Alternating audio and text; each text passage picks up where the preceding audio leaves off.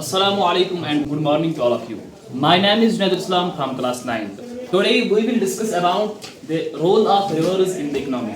आज जो हम टॉपिक डिस्कस करने जा रहे हैं that is role of rivers in the economy. तो इस टॉपिक को आज हम समझने की कोशिश करते हैं. तो देखिए, rivers have been of fundamental importance throughout the human history. अगर हम पुराने ज़माने की बात करेंगे तो जो रिवर्स हैं ये सबसे अहम रोल अदा कर चुके थे. तो देखते हैं, जो पुराने लोग थे उनको उनको कल्टीवेशन करनी थी, तो रिवर्स के जो बैंक्स होते हैं उनके बैंक्स पर अपनी ज़िंदगी गुजारते थे.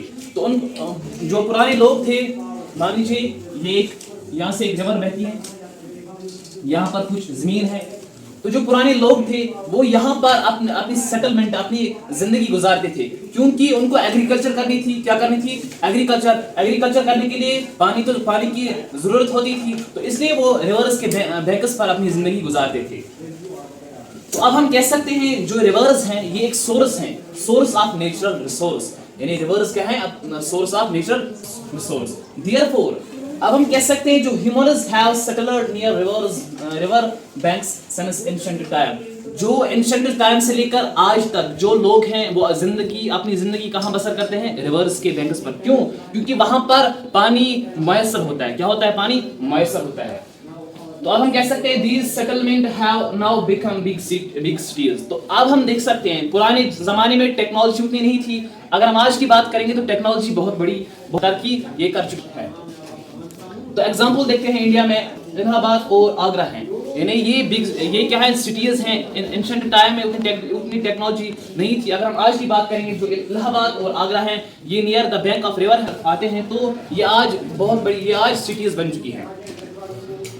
तो अब हम देखेंगे इम्पोर्टेंस ऑफ रिवर्स. यानी रिवर्स का क्या रोल रहता है हमारी रोजमर्रा जिंदगी में.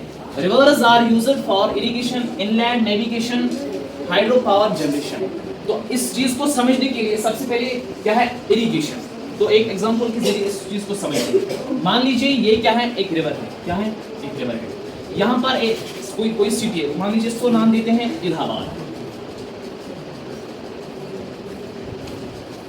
कोई बंदा यहाँ पर रहता है, उसकी सारी, मान लीजिए अगर ये 4 हेक्टेयर जमीन है. क्या है? 4 हेक्टेयर जमीन. तो यहाँ पर कोई बंदा रहता है. क्या रहता है? कोई बंदा. अब उसको एग्रीकल्चर करनी है. क्या करनी है? मान लीजिए उसको एग्रीकल्चर करनी है. मान लीजिए वो राइस का एग्रीकल्चर करेगा. तो देखिएगा जमीन कितना है? 4 हेक्टेयर है, near the river of bank. तो अगर वो एग्रीकल्चर करेगा तो उसको जरूरी चाहिए कि उसको एग्रीकल्चर को पानी भी देना है. क्या देना है? पानी. तो जब वो एग्रीकल्चर यानी उसको पानी भी देना है, तो वो यानी उसको आसानी हो जाएगी नियर द रिवर बैंक पर एग्रीकल्चर करना, ताकि वो वहाँ से पानी उस एग्रीकल्चर को, अपनी फील्ड को पानी दे सके, और ताकि जो एग्रीकल्चर है उसमें यील्ड का, अपने क्रॉप जो है वो ज़्यादा हो जाएगी, यानी ज़्यादा उसे फ़ायदा ज़्यादा मिल जाएगा. तो अगर हम दूसरी बात करेंगे इनलैंड नेविगेशन, इसको समझते हैं. यही आदमी है. क्या है? 4 हेक्टेयर ज़मीन है. 4 हेक्टेयर ज़मीन है. इसने क्रॉप प्रोडक्शन की, इस एग्रीकल्चर, इस राइस को आप पानी भी दिया. क्या दिया? पानी. आप इसने पानी भी दिया, यानी क्रॉप बहुत अच्छी. अब उसने फसल भी काटी. अब उसे अब उसको बेचना है. क्या करना है? इस राइस को बेचना है. क्या बेचना है? लेकिन इसके पास पैसे नहीं है, क्योंकि ज़मीन भी बहुत बड़ी, 4 हेक्टेयर थे, क्रॉप भी बहुत बड़ा अब उसके पास आ चुके हैं. इसको आप दूसरी जगह इसको ले जाना है. क्या ले जाना है? दूसरी जगह. लेकिन इसके पास पैसे नहीं है.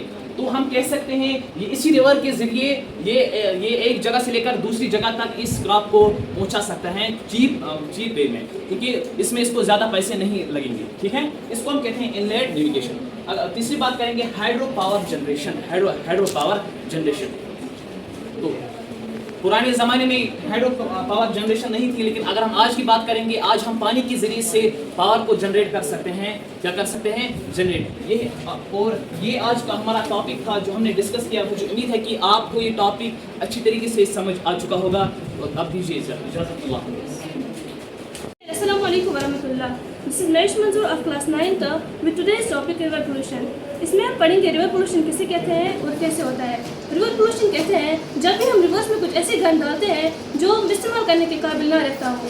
जो रिवर पोल्यूशन है ये होता है जो हम अपने घरों से गंद डालते हैं और जो इंडस्ट्री से गंद आती है, इससे रिवर पोल्यूशन हो जाता है. और इससे जो रिवर की कैपेसिटी है वो भी कम हो जाती है। कहा जाता है कि जो गंगा है ये 200 किलोमीटर जो फ्लोट लोड से इसको क्लीन कर सकती है, लेकिन ये आज मुमकिन नहीं है क्योंकि इसकी कैपेसिटी है वो पोल्यूशन की वजह से बहुत कम हो चुकी है। और 20 किलोमीटर पर भी ये यहाँ पर अर्बनाइजेशन हुए, नए नए घर बन चुके हैं जिससे बहुत सारा पोल्यूशन हो जाता है। और जब गवर्नमेंट ने देखा कि जो वाटर की कैपेसिटी है वो बहुत कम हो रही है, तो इसके लिए बहुत सारे नए नए प्लान्स बनाए गए, जैसे कि 5 जून को मनाया जाता है वर्ल्ड एनवायरनमेंट डे। उसमें लोगों को ये दी जाती है कि कैसे अपने एनवायरनमेंट को क्लीन रखना है। Thank you.